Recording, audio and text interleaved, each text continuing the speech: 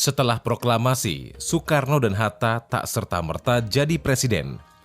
Baru keesokan harinya, 18 Agustus 1945, Panitia Persiapan Kemerdekaan Indonesia atau PPKI bersidang untuk menetapkan presiden dan wakil presiden. Inilah sejarah pemilihan tercepat sejak Republik berdiri.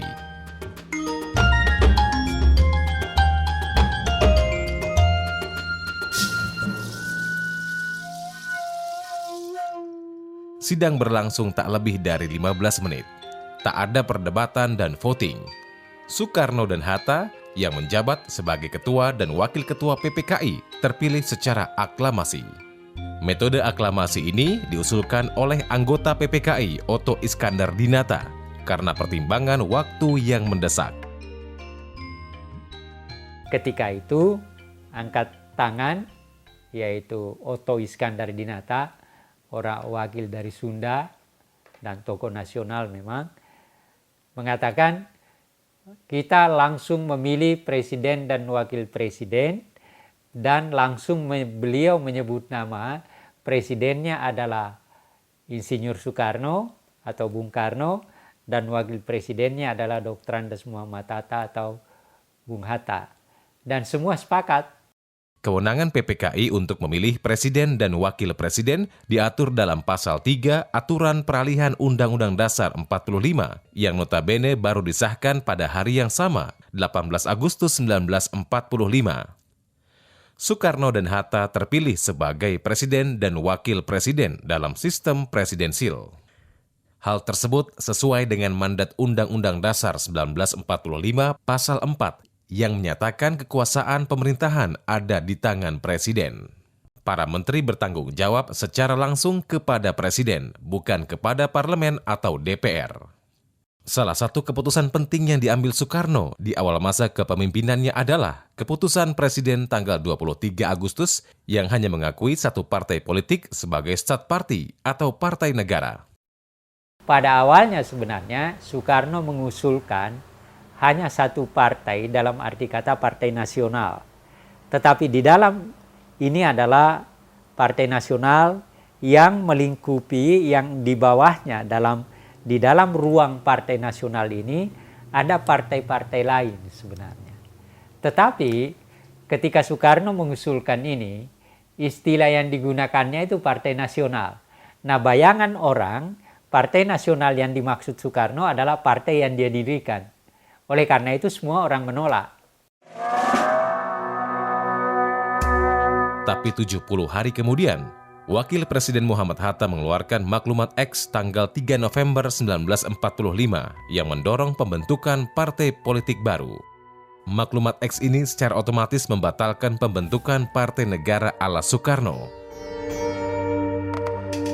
Bung Hatta yang konon katanya mendapatkan bisik-bisik dari Syahrir, itu merespons keinginannya Bung Karno dengan cepat-cepat mengeluarkan maklumat Wakil Presiden nomor X November 1945. Di situ dibukalah keran kebebasan demokrasi.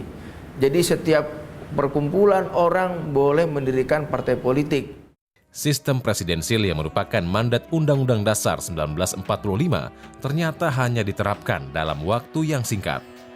Meski UUD 45 tak mengenal sistem parlementer, namun dalam praktiknya sejak 14 November 1945, Indonesia memiliki kabinet parlementer pertama yang dipimpin oleh Sultan Syahrir sebagai Perdana Menteri. Posisi presiden dan wakil presiden sepanjang periode parlementer secara umum tidak menonjol karena kekuasaan pemerintahan berada di tangan Perdana Menteri. Tak hanya berhadapan dengan konflik politik dalam negeri, ancaman terhadap pemerintahan Indonesia pun meningkat setelah Belanda melakukan agresi militer kedua dengan menyerbu ibu kota negara di Yogyakarta 19 Desember 1949. Soekarno dan Muhammad Hatta serta sebagian anggota kabinet ditawan lalu dibuang ke Pulau Bangka. Sebelum ditawan, Muhammad Hatta sempat memberikan mandat kepada Syafruddin Prawiranegara yang saat itu menjabat sebagai Menteri Muda Kemakmuran untuk membentuk Pemerintahan Darurat Republik Indonesia atau PDRI. Dalam menjalankan aktivitasnya, PDRI berpusat di Bukit Tinggi, Sumatera Barat. Tapi saat Yogyakarta jatuh dan pemerintahan vakum, Bukit Tinggi belum dapat kabar apapun karena komunikasi terputus. Ya, semuanya kan ada sebuah situasi emergensi. Artinya ketika Jogja berapat dan menghasilkan sebuah surat mandat dan mau dikirim keburu di bom Belanda alat telekomunikasi di Jogja, ya habislah. Nah, yang pemimpin itu gitu. Artinya pemimpin harus berani mengambil sebuah keputusan di saat-saat buntu dan saat-saat ketiadaan pilihan. Keberadaan PDRI berhasil menggagalkan klaim sepihak Belanda yang gencar mengkampanyekan kepada dunia internasional bahwa yang disebut Republik Indonesia sudah tak ada. Belanda sendiri menihilkan PDRI dengan menolak mengakui eksistensi mereka di meja perundingan.